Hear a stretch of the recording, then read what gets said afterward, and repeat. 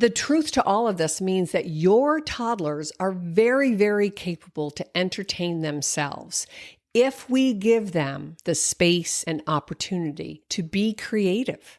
They will find peace within themselves with very little, with some stubby pencils and tissue and an old bar of soap. I kid you not. Just keep that in mind when you're... Hello, and welcome to Talking Toddlers, where I share more than just tips and tricks on how to reduce tantrums or build your toddler's vocabulary. We're going to cover all of that, but here, our goal is to develop clarity, because in this modern world, it's truly overwhelming. This podcast is about empowering moms to know the difference between fact and fiction, to never give up, to tap into everyday activities so your child stays on track. He's not falling behind, he's thriving through your guidance. We know that true learning starts at home, so let's get started. The art of letting your baby or toddler be bored is a game changer for both you, mom, and your little one. And yes, you heard me correctly. It's an art. I've spent over 3 decades in this field, and trust me, embracing boredom is a key ingredient in fostering independence and creativity for your little guy or gal. So in this episode, we'll uncover 10 essential steps that I highly recommend that will help you harness the power of natural boredom. Before we get started, let's break the myth that constant entertainment is your answer. Even with babies and toddlers, we have to find that dance, that nice rhythm. I can't tell you how many moms have asked me over the years, do I have to play with my little guy or gal every single minute of every single waking day? The key here is to give your child the space to be bored. Then that actually leads to more fulfilling and more imaginative play. The last episode, I talked a lot, or I dove deep into the imaginative play and how that's developed over time, that your little guy or gal needs to learn how to pretend by moving through 5 specific stages. So if you haven't heard that episode after this one, it's not necessarily in order, so you can listen to it afterwards, but go back and listen to episode 77, and it's titled, Why Does Pretend Play Matter? And it was published on February 27th. But before we can go there to get your 3-year-old to have that imaginative or role playing, right, that pretending with his peers, we need to start with building independence. So although there are 5 stages for pretend, the first step is to really be able to spend time alone with him or herself, right? That independent play, part of that is really boredom. And that's part of that process. What am I going to do with myself, and how do I feel when I'm by myself and I have toys in front of me or activities that I could engage with? So let's unlock the easy strategies of building independent play. And before we do that, I have to first define what is boredom and how do we grown-ups look both at boredom and play through a different lens. Your child doesn't understand what is play versus what is not play, nor do they understand what boredom is, right? So when it comes to toddlers and boredom, it's important to understand that boredom isn't just a lack of stimulation. And what research has taught us is that toddlers, or to toddlers, boredom is a crucial part of their cognitive development. And I talk a lot about cognition here, and that's what we're doing. We're building their cognitive skills. That would include thinking, problem solving, sustained attention, i.e., independent play, planning, organizing, prioritizing. That's all that cognition building. And it's not about having nothing to do. Instead, it's an opportunity for their brains to explore, to engage, and then create on their own terms. So you and I define boredom in our adult life much differently than if we're looking at a toddler, 1, 2, 3, or even 4 and 5-year-olds. So we have to understand that boredom is a necessary developmental process or cognitive skills that we need to work through. It encourages your child to tap into their natural curiosity. And I'm always talking about curiosity here too. That's what we want. Children are naturally curious, right? They reach for your earring, they reach for your glass, they reach for the paper in front of you, they reach for everything because they want to bring the world to them. But in order to tap into that, we have to give them opportunities and then let them sit in it for a while and see how they respond.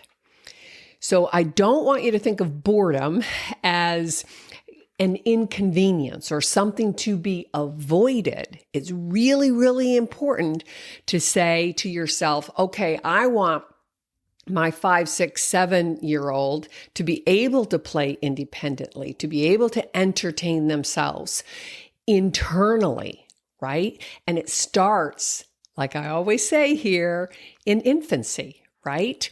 And so don't think of it as an inconvenience or something to be avoided, but rather think of it as a valuable moment for self-discovery. And so you can look at the extremes. You, mama or daddy or nana or whoever is taking care of your baby most of the time, you could entertain him or her every waking hour, but that's not sustainable. It's not realistic, nor is it healthy for them or you, right? And that's where those moms would always ask me, how much do I have to play with them? And over time, you'll see how you can slowly walk back and build their independence. And so the other extreme, you could entertain them every time they're awake, or you could use some device, and you know how I feel about devices, that will prompt them or stimulate them or quote unquote entertain them.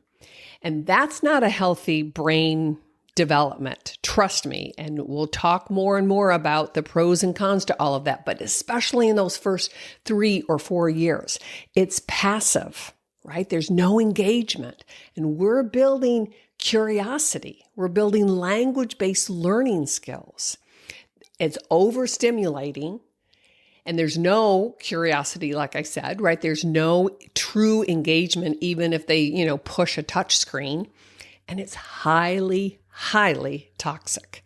But the caveat here is that learning to read your baby or your toddler's behaviors will help mitigate potential challenges. And I talk a lot about knowing the rhythm of your baby, right? And knowing how they respond during different times of the day to build those routines. So it's important for each mama out there to look for signs of restlessness or frustration or a disinterest, because then this will indicate that they need a change of environment or a change of activity, that they're not in a good place to build that independence. And on the other hand, if your little one is engaged with solo play, even if it seems really simple to you and highly repetitive, right? Putting blocks in, taking blocks out, putting blocks in, dumping them out. But that's where they're in that positive exploration state, and they're engaged and they're building neural pathways. So being attuned with your little guy or gal really can help you figure out, is this a good time to allow them to play more independently? And I can slowly but surely step away, right? You're helping them shape healthy play habits and minimizing the development of what could be perceived as a bad habit, right? That they're always looking for somebody else to play with them, to initiate, or they're whiny, or they get frustrated, or they have poor attention. or they're uncooperative, they're disengaged, they're fleeting attention. All of those are quote unquote bad habits. And we want to go in there, especially under 3, and help them build these skills, these different types of play and these different types of engagement. So remember, there's a balance that we're striving for, and allowing your toddler the space to navigate their own world while providing them gentle guidance as needed, right? So there are different times of day and different routines in which you can really shape this and hone this and reinforce this. So today I'm going to walk through 10 strategies or ideas to help you set up the environment so it's highly, highly successful. So the first recommendation is to start young. And I mean young, right? So think of that from birth to 3 months, there are going to be brief periods where your baby will kind of stare out to space or, just kind of sit and be comfortable, wiggling in his seat or cooing or babbling to themselves, not really babbling at 3 months, but cooing and making noises and figuring out, oh my gosh, my body is kind of attached to itself, and how do I move? And so you're going to have these fleeting brief moments. But babies should begin to follow moving objects with their eyes and then reach for things at around 3 months of age. So that's this big turning point where, prior to that, from birth to about 3 months, they only can see clearly for 8 to 12 inches. And that's why there's that connection with you or the primary caretaker during feedings and changings. You're in their visual field. And so that's why using things like a mobile over their head or hanging toys that they can kind of reach if they're in a little bouncy seat, or they might be interested in watching the fan spin above them because they're starting to see different shades of light from further and further away, or they might look at sunlight through a window or shutters, or the tree is blowing back and forth and they can see the reflections through the window or on the wall. So those kinds of things during that birth to 3, they're going to be interested in eye gazing, right? That's going to intrigue them enough. And that's daydreaming, or that's just being present in the moment. Then around 6 months of age, again, these are baby steps, right? They should be able to entertain themselves for 5 minutes. And this is average. Some kids are going to be 7 or 8. This is a great time for them to be able to sit up on their own, on the floor, on a blanket with a few little toys in front of them, and you slowly but surely sit away. You kind of inch your way so they're engaged with whatever toys in front of them, or maybe it's a mirror or something, and you just zip your lips, right? You look away. You let them find the moment, right? Or perhaps they're in tummy time and they're looking in the mirror and they're happy, right? They're engaged with their beautiful face and they're reaching for things more. They're 6 months old. They're a lot stronger and they're a lot more in tune with their immediate environment. Maybe there's some bright toys that they're really reaching for. Or maybe they're in one of those bouncer seats, right? Not a bouncer in the doorway, and those are never recommended, and that's for a different topic, but in one of those bouncer seats. And usually babies like to sit there 5-10 minutes between the ages of 3 months and 6 months. And that's when you could have a mobile above them and they could be reaching for things, right? Again, back away, always, always, always keep an eye on them and be ready to jump in if they fall over or start to wiggle too much or whatever, but just let them be. Let them get engaged with their immediate environment on their own. Then around 12 months or up to 12 months, babies, your baby, your 1-year-old, can play independently or engage with themselves for 15 minutes. And your life begins to change at this stage, as you know, because they're crawling or walking, they're sitting and rolling, and they're climbing up things. They're very, very mobile. So you then have to be environmentally safe, right? And we'll talk about how to set that up. But at 12 months, you should be looking at 15 minutes. That if you're giving them opportunities from 3 months of age till now, they've had 9 months of building that independent play. And then at 18 months of age, they should be able to play for 20 minutes on their own. And these are average time frames. Some kids are going to be a lot more than that. Some kids are going to be slightly under, and you're going to have to encourage them, broaden that muscle, right? And then by their second birthday, close to 30 minutes. Again, give or take, and we'll talk about how to set up the environment, and we'll talk about timing is everything, right? But it's a learning process. So look where you both are today and measure it, right? Can they engage with a toy on their own without me stimulating or prompting them on their own? 2 minutes, 5 minutes, 10 minutes, and then go from there. Make a plan based on this outline. All right, the second strategy would be for you, mama and dad and grandma, to take play very seriously.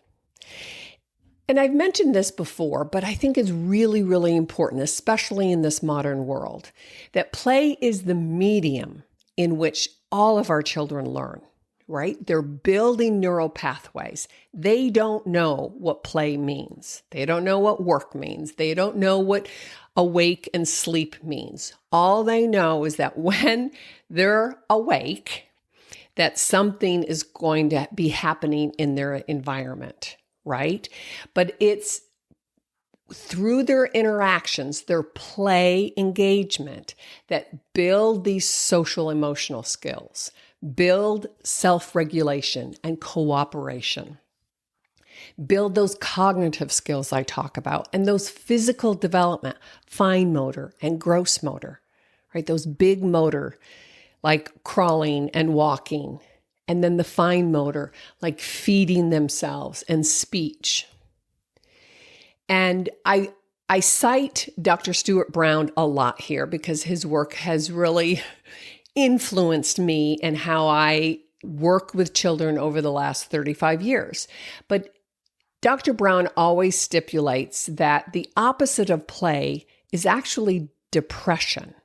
It's not, well, you and I will often think you either work and then you play, right? Those are separate entities. But what he's looked at over decades is that adults who haven't had a lot of open, unstructured, pretend, engaged playtime, that they're more at risk for having depression later on in life. That there isn't that, we're not bringing that unstructured joy that we get in a play activity. And you and I can define play. I mean, gardening could be play, right? Or painting could be play. And then the other person could look at that and say, well, I hate gardening or I can't paint and I'm not going to enjoy that. But I like other kinds of play like swimming or hiking. And so it's really important that we're setting the stage for lifelong emotional stability, lifelong creative exploration. And there's a lot of research around this. And unfortunately, I think the modern world has pushed quote unquote academics onto our toddlers and even our babies. And I've always looked at it as we've kind of bastardized the whole play concept, right? That we've turned play into this 4-letter word that, oh, you're just, and I've been accused of this with parents saying, you're just playing with my kid. That's not quote unquote therapy. You're supposed to be teaching them. And I'm like, your child is 18 months. They learn through play-like engagement. Of course, I'm going to play bubbles, or I'm going to play dress up or feed the baby, because that's how they're learning. That's the only thing that they're physically, cognitive, and emotionally capable of handling. And so it gets bastardized like that because the term play no longer represents the values or qualities that it's intended to represent. If we make it academic, oh, name this, what color is this? Count these 4 blocks, or build this or do that. Play really means to provide opportunities for your child to explore, engage, experience in the real 3-dimensional world. So it's typically not goal-directed.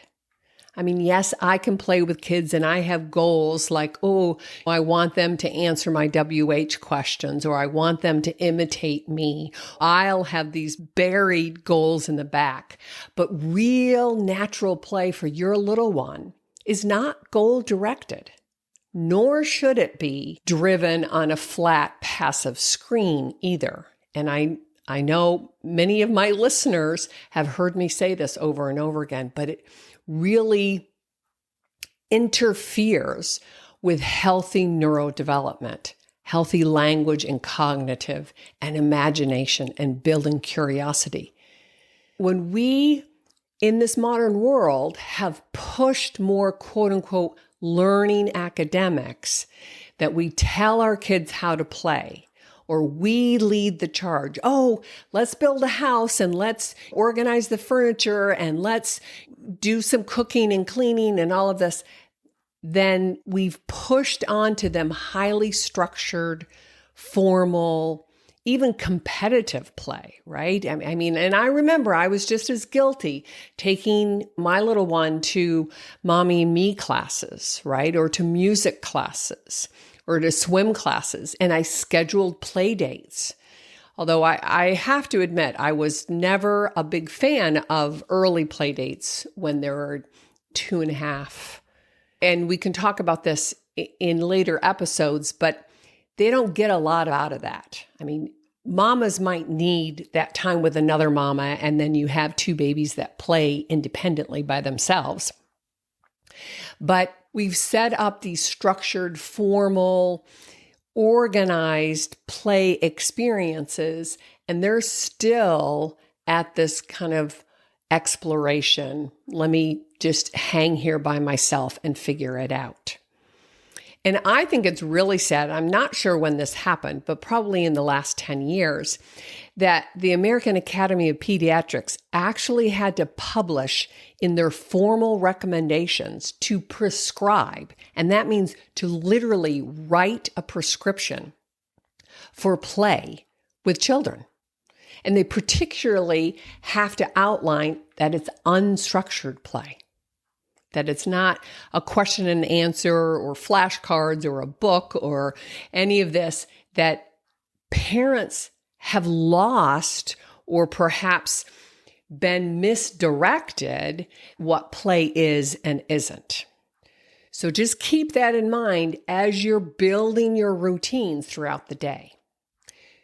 So the third, we looked at start them young and then take play seriously.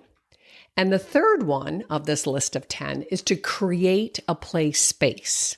And you know this, that they always need ear and eye shot, right? So if you're putting your 6 months or your 8-month-old in a play area on a blanket, depending on how mobile they are, whether they're crawling yet, but you have to let them have a space where it's really, there's no rules, right? And it's not fun play for a toddler, a 1, 2, or 3-year-old, to have those limitations where there are rules where, oh, you can't touch that, you can't go here, you can't do that, don't climb over here.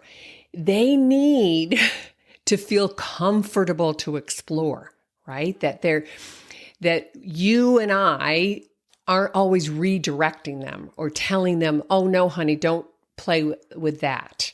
They need a space that they're free to explore and that they can be responsive to the environment.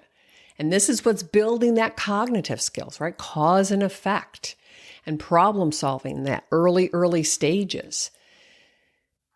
Yeah, and they have to be open to be curious to try new things. But if we're constantly having to redirect them.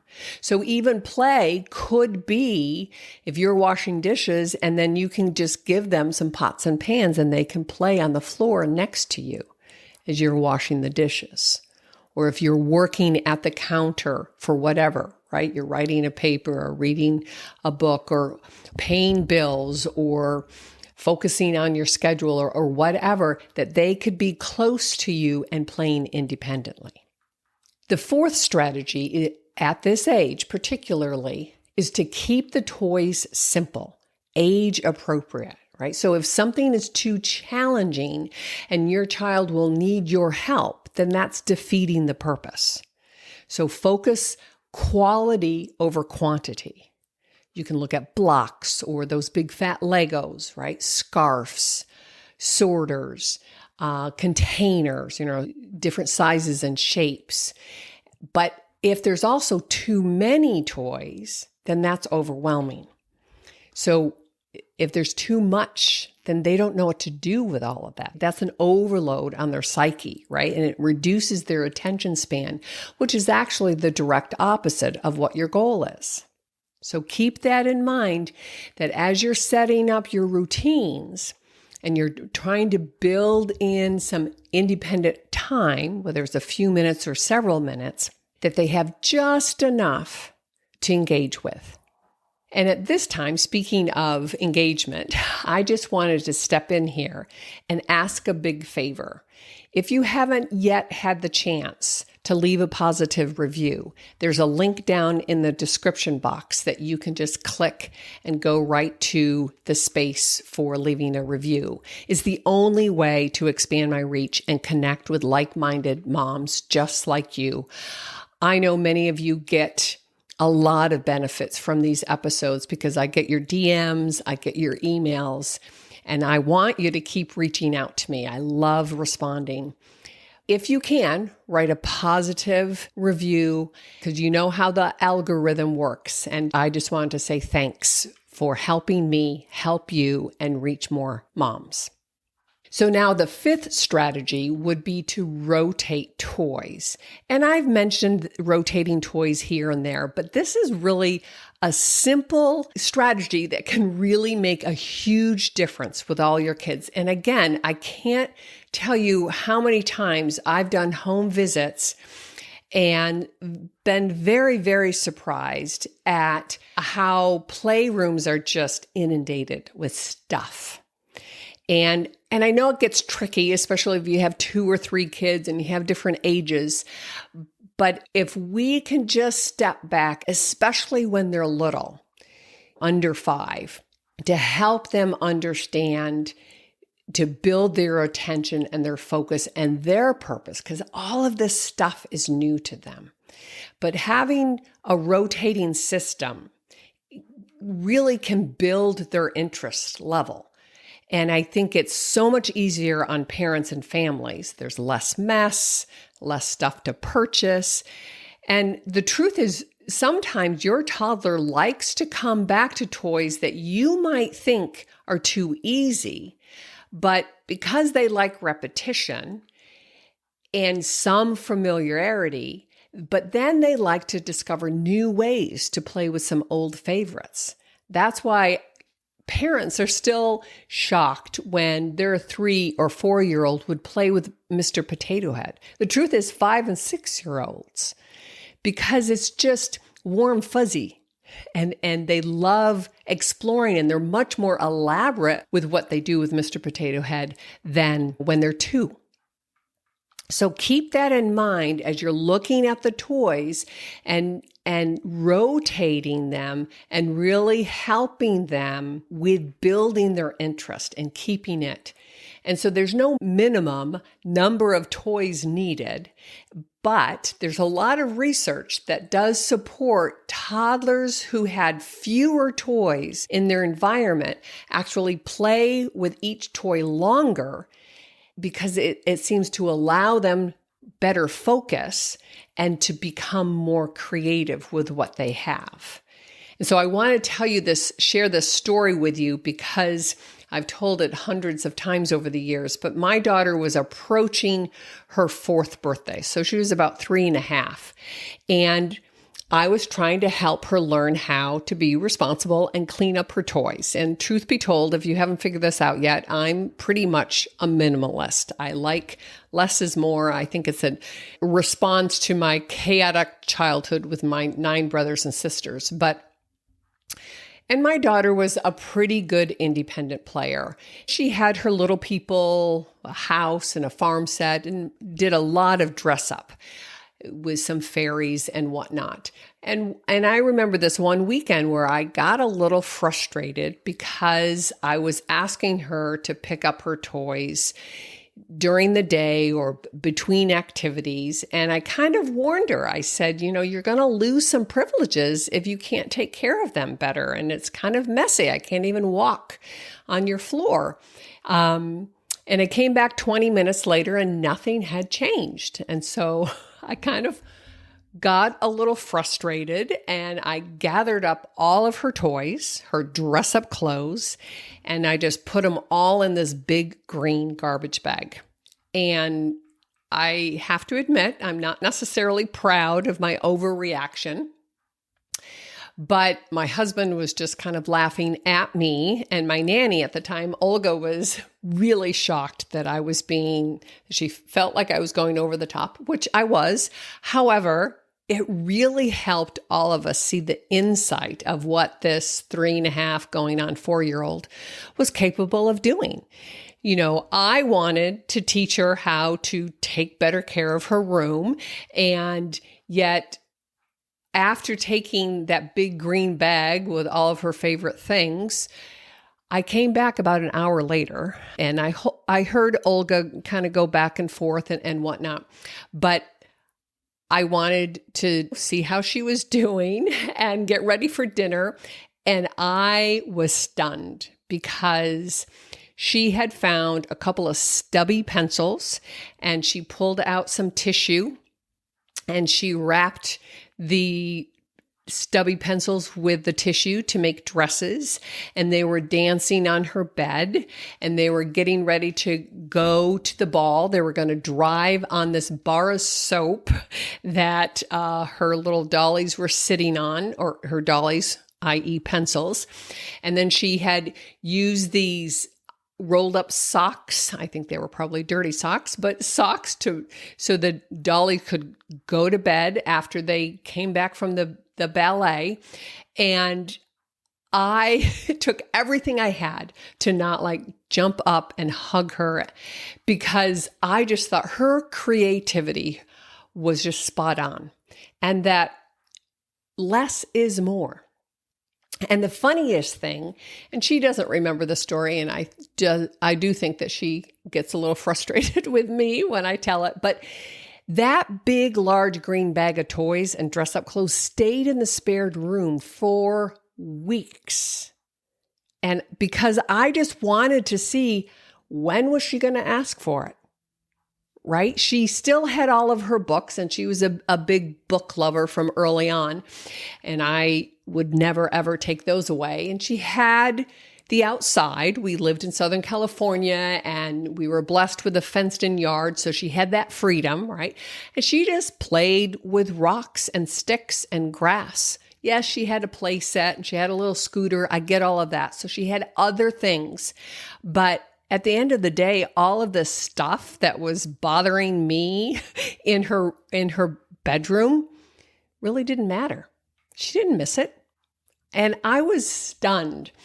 But the truth to all of this means that your toddlers are very, very capable to entertain themselves if we give them the space and opportunity to be creative.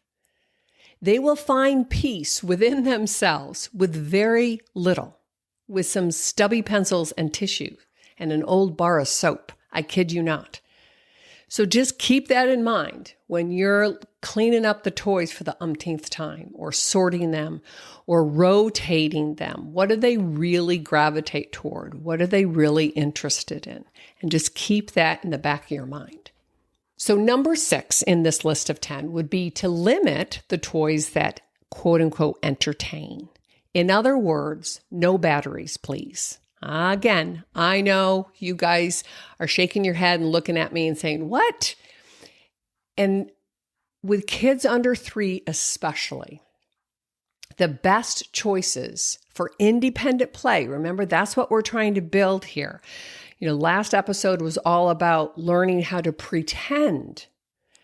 And so if there's battery operated and you push a button and it makes music, or lots of bells and whistles and lights, and they're not imagining stuff. Things are reacting to them, right? But the best choices for independent play are ones that your baby and your toddler can explore in a lot of different ways. And it doesn't always have to be purposeful, right? A pencil is for writing, but according to my daughter, it was a pretty good dolly that she could dress up with a tissue. So think again outside the box, Tupperware containers with lids, different sizes, blocks and figurines, shoe boxes. That's a great one. And they can decorate the outside or just put stuff in there. Any box, the truth is. Kids like boxes for whatever reason. And then as they get older, different art materials. Thick, fatty chalk pieces or markers, right? They don't have that fine pincer grip quite yet. And so they need fatter tools to use, but papers of different textures, glue and tape, duct tape. And again, I'm not sure when this happened, but probably 15, 20 years ago when all the duct tape came all different colors and styles, and kids were making all kinds of things, from girls were making little wallets and purses and boys were making knives. But duct tape or that painter's tape, right? There's green, blue. Kids love that. But then the traditional, more the little dollies, the little people, animals, baskets, vehicles of all sizes. But rotate them. Don't let it just be in disarray for your sanity as well as your little guy or gal. Remember to keep some organization, rotate the toys, help sort them. And that's helping their language and understanding too. Oh, these are all farm animals. These are all zoo animals. They live in different places in the world. These are people. These are ducks. Again, helping them look at same and different and categorization. It's all happening kind of on the subconscious level. You're not testing them. It's just helping them see how the world is made up. And always be focusing on age-appropriate materials.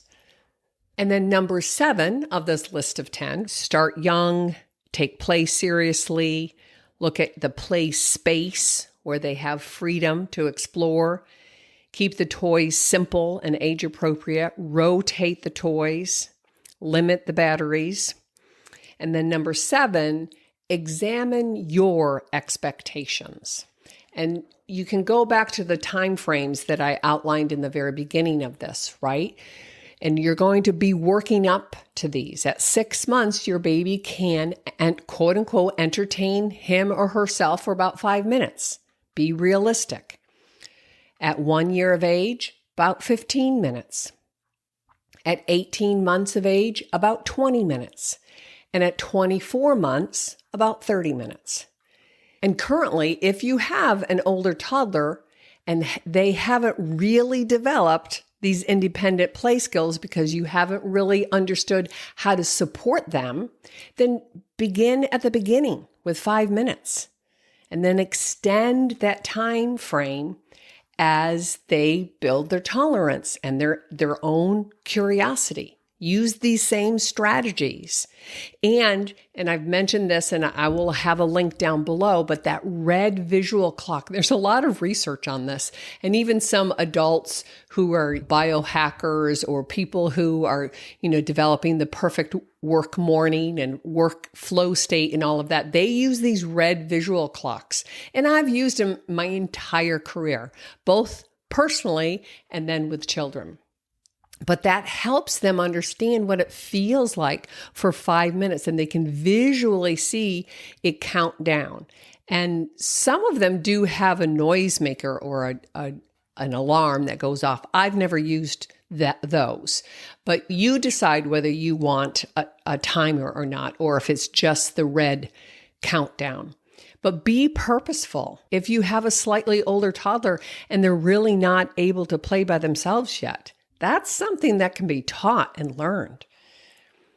Make a plan and build an everyday routine into it. No matter where you are on this continuum or on this journey, then the number 8 of this list would be to start with time together. And then you slowly wean yourself away. And again, I've modeled this hundreds and hundreds of times with parents as they watch through the one-way mirror, where I start to play with the little guy or gal, and then I back away. Usually I will open up a book or start writing. And I'll say, oh, I just have to write this down. You continue to play, and give them 3 minutes or 5 minutes just to show and share with the parents that they are capable of doing it, that they don't have to be in your face or entertained by you all the time. So you can start playing together and then slowly wean away. No matter where you are on this journey, 1-year-old, 2-year-old, 3-year-old. You may need to do some modeling, like all parenting, right? We model how to crawl. We model how to walk. We model how to talk and sing and play games. We model how to chew our food, right? We model how to put our clothes on. So you might have to help them, a lot of hand over hand. But slowly you back away.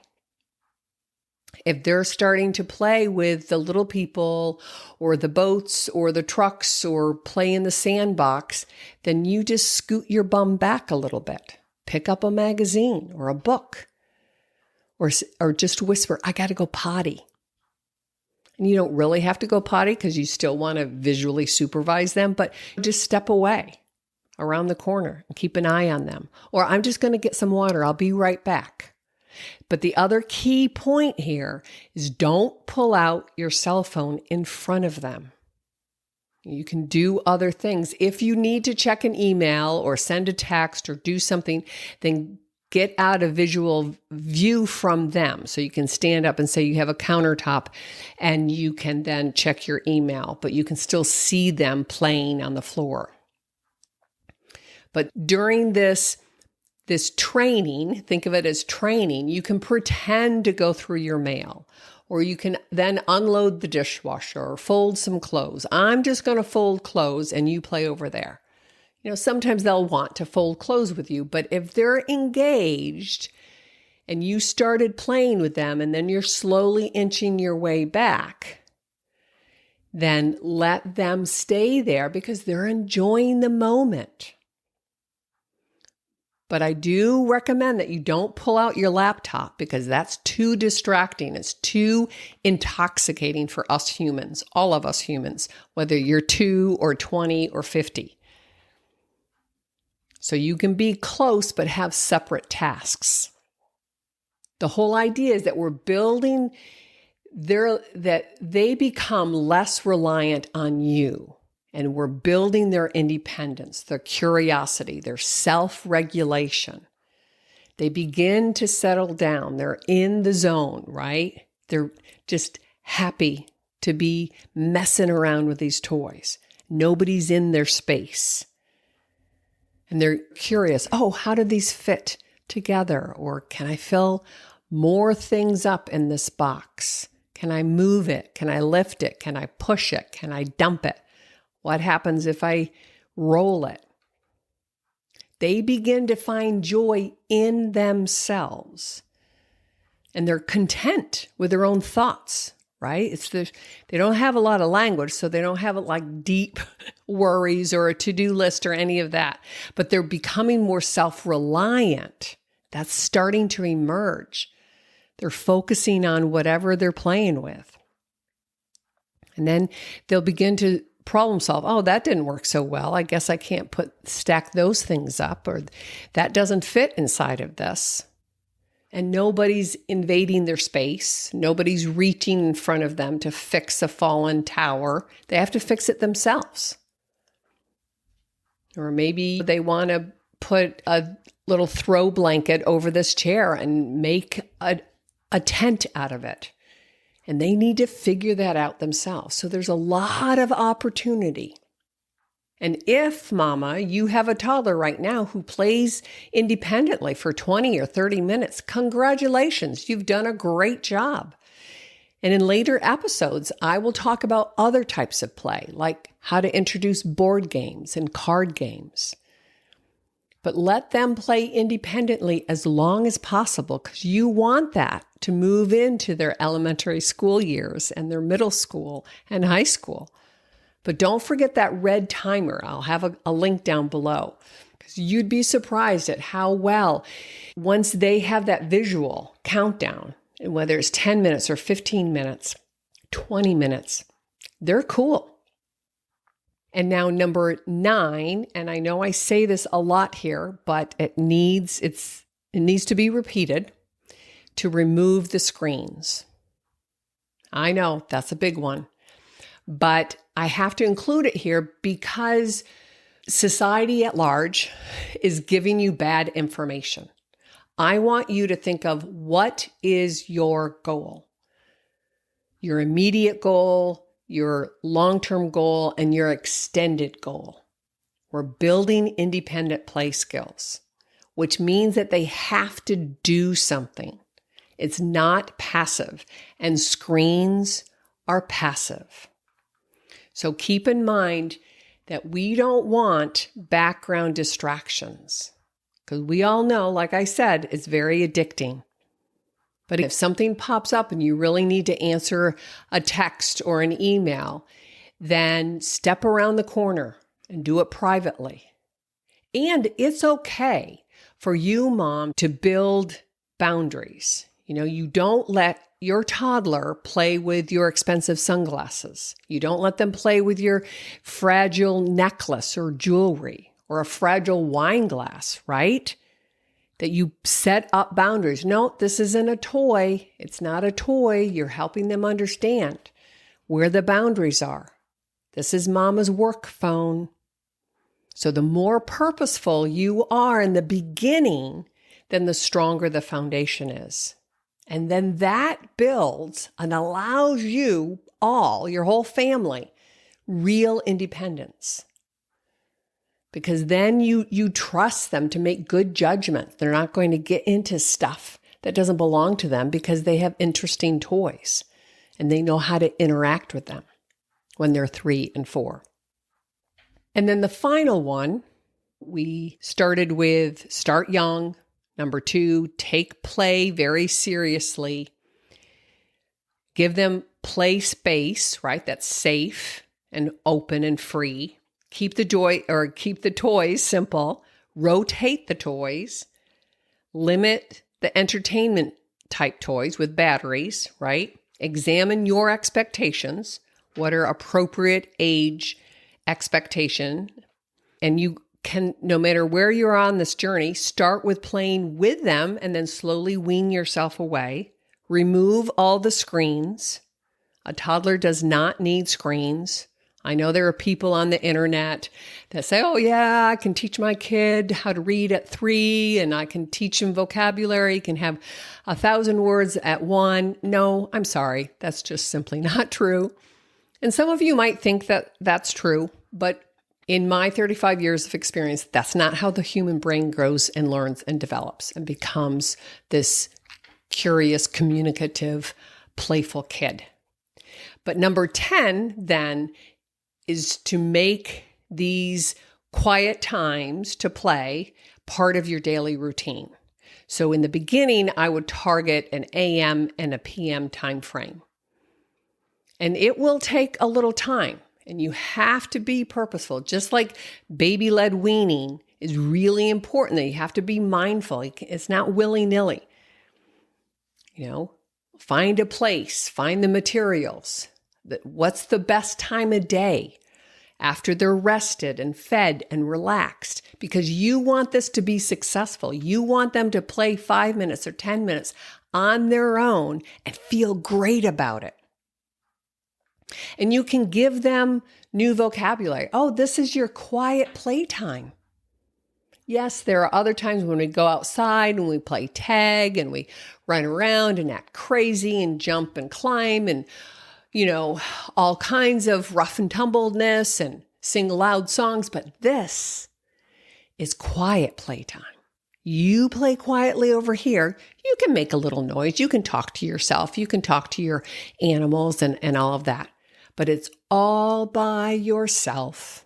And kids love that, right? They want to do it all by themselves. They want to get dressed all by themselves. They want to climb up in the bed all by themselves. They want to open the door all by themselves. And here, you get to play all by yourself. Isn't that cool?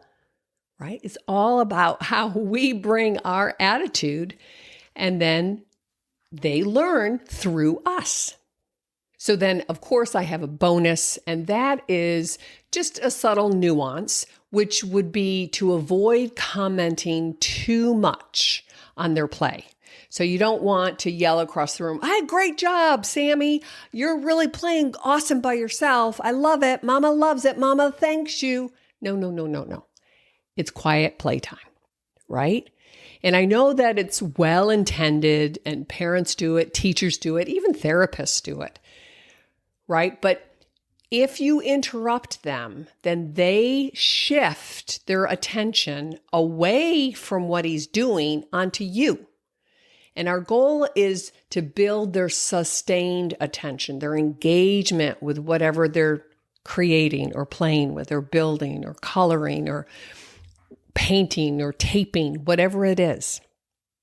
So imagine you're doing some activity that you're enjoying yourself, whether it's reading or painting or writing some birthday cards or Christmas cards, right?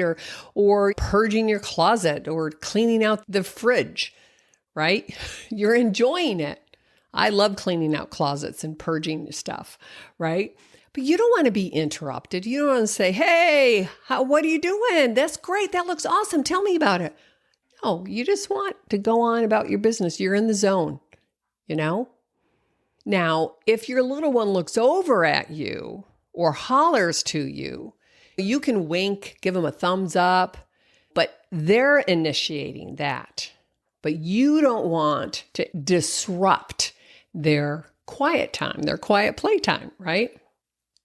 And what's really cool, and this happens over and over and over again, is that if you set it up that they can have quiet playtime after dinner, it really helps with that transition, helps settle them down, disengage with a lot of the busyness in the day, helps them focus, be quiet, just breathe and play with your stuffed animals or look at books, and they chill before getting ready for bed. Now, the caveat here is that it's pretty common for dads, I know I'm kind of ratting you out, that dads will do this kind of rough housing before bed. I don't know why you guys tend to do this, but it's a pretty classic scenario. Don't. Try your best to avoid that, right? You want to transition to bed, to sleep, to rest, to calm. And so that's why it's great to do it in the morning, give them opportunity to really feel that independence. And then again in the evening, It could even be in the bathtub with supervision. And this was part of our classic evening routine. My daughter loved long baths. And so I can't tell you the hundreds and hundreds and hundreds of baths where I sat on the floor. I would often read books or write reports, not with electronics, but read or edit. And she would just play in the bathtub and talk to herself. She was a great self-talker, right? But it's that total freedom to be on their own with supervision within eye and earshot. It could be the first thing that they do in the morning, right? That could be part of their routine. If they don't want to get out of bed and start moving around, that they just want to play quietly on the floor or after breakfast. But you create the routine of what you think works best in your daily life. But finding both a morning and afternoon time where he or she knows that they can be free to play all by themselves, no expectations, no interruptions, that they're just having fun. They're in it. And remember to keep it fresh by swapping out those toys every couple of weeks. And don't feel like, and this goes back to the independent play, but boredom is part of it. Don't feel like you have to rush in with ideas if they look like they're bored or if they're not sure. Give them that opportunity to bridge their creative ideas. They've already played enough with you and other family members that they can start bridging it themselves. I know it's very, very tempting also to just turn on that screen if you need 10 or 15 minutes to whatever, get dressed, make a phone call, do some work, whatever. Try your best to steer away from that. If we build these independent skills, then you can trust your 2, 3, 4-year-old to entertain themselves while you have to do something else, some adult task.